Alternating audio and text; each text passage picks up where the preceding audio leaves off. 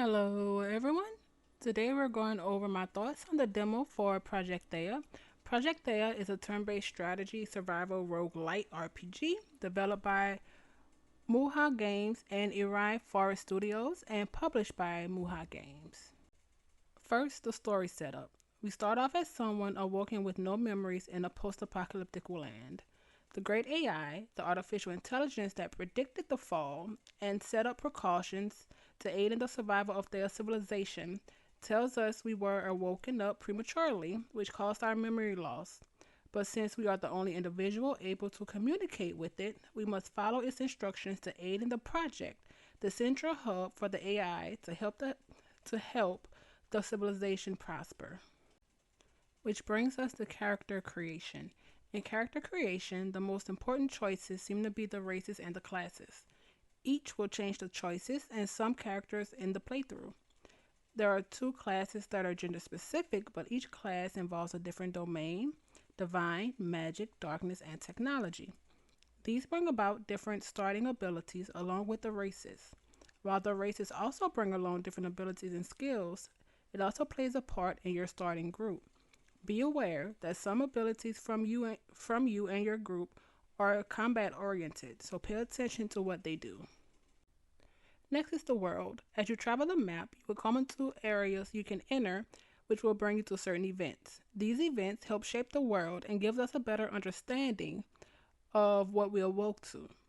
While the AI does help, areas like the shopping mall I came across and the creepy signpost helps us visualize a fractured land that's just trying to survive at all costs, some positive, some negative.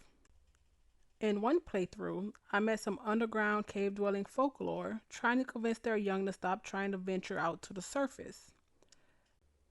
But instead of convincing them to not go upside, I convinced the elders in the folklore tribe to let the younglings come with us to our hub, which is the project. But most of them died in transport, mainly because of the exposure to the sun. I lost, I think, all but two of them. But in that event, it showed one that I probably need to one pay attention to information I'm given, two, and two that our actions has detrimental consequences because I think the when I tried to go back there to those people, I instead of communicating, I immediately was entered into combat.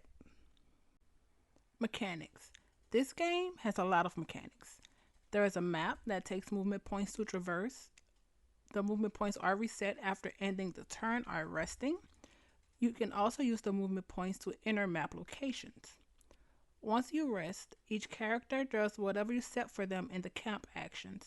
There are four major categories in camp: healing, territory control, scavenging, and crafting. Each category has sub actions each character can be placed in, but their modifiers for each actions are different for each character. Abilities and skills play a huge part in who would be best for what activity. A tip will be to always check your camp actions before you end each turn phase. So before you decide to rest and you're out of movement points, just check the camp actions. Make sure that everyone's placing something that they can do. Because, for example, if you place them in healing, but there's no one that needs healing, then it won't get. There's no reason for that person to be there because nothing will be done. While each category is important, crafting and territory control should be top priority if everyone is fully healed. Territory control helps you fully scout each zone, and crafting gives you the ability to create mills, gear, and cards to help in your progression. Healing, however, should be priority after any fight. Healing has three subcategories: field medic, field medic care, extend treatment, and restoration. Field medic heals, extend treatment increases the amount of heals, and restoration heals your injuries and wounds. If the wounds get too high, a character will eventually die regardless of the amount of health they have. So try to keep wounds low if possible. Wounds occur in combat, which can be done manually or in auto battle. Before combat, you will be informed on the AI's calculation of each battle with 5 different possibilities. The first one is winning with no or very minimum health loss. 2, winning with minor injuries on very few people. 3, winning with few characters seriously wounded. 4, winning with many characters seriously wounded. Or 5, losing the battle with your main character seriously wounded. Combat is turn-based, with the first person getting only one action point to start. Everything you do in combat costs an action point, be it setting a card down on the board or moving one of your cards. Combat gets easier as you level up and gear up your group, but the biggest tip I can give in combat is learning everyone's skills and abilities. One character may have an ability to heal your group in combat, or another may have an ability to help buff attacks or help with defense. If another member has a certain trait like the pack trait, so it would be a good idea to know who has what in your group. Last is the project, or our home base or colony. Once you get to the project, there's 5 areas: the city hall, the core development room, the tower of commerce, the research lab, and the bar. Throughout the game, you will need to visit the project to upgrade it and unlock features. The Tower of Commerce is where you buy items and new recruits. You can also get supplies here. But you unlock more recruits by traversing the map and doing events on it. The core control panel is where you build projects for specific benefits and to upgrade your project's core through energy shards only found on specific events also, and by 100%ing a zone territory on the map. City Hall shows your council, but the demo doesn't really go much into detail about it, so I don't have that much information on it. The research lab is as it states. It helps you research new items and card boosters to craft later. The project and exploring the map is a one hand washes the other kind of mechanic. You must focus on both to progress through the story and the game properly. But all in all, I enjoyed the demo tremendously. I found myself going back repeatedly to try new playthroughs, to try each race, different classes to see what happens when you start off with each one. But I'm most intrigued by the lore of the races and the idea of the AI.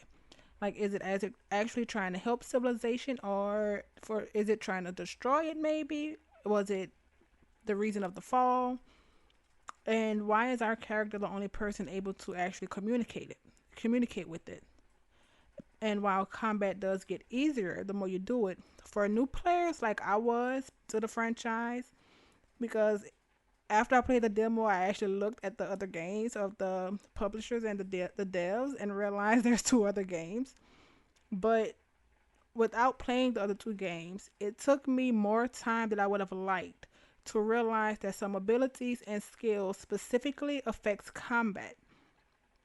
But this is a demo, and and it states that everything isn't mechanically in the game, and some is also isn't working functionally. So I'm hoping that maybe they can put put a moniker or something saying, okay, this is a combat thing. Who knows?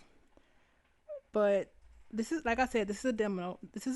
The game is currently in early access, and the demo is still out for anyone interested. But with that, this is my thoughts on Project Thea's demo. Thank you everyone for watching, and I hope to see you on the next one.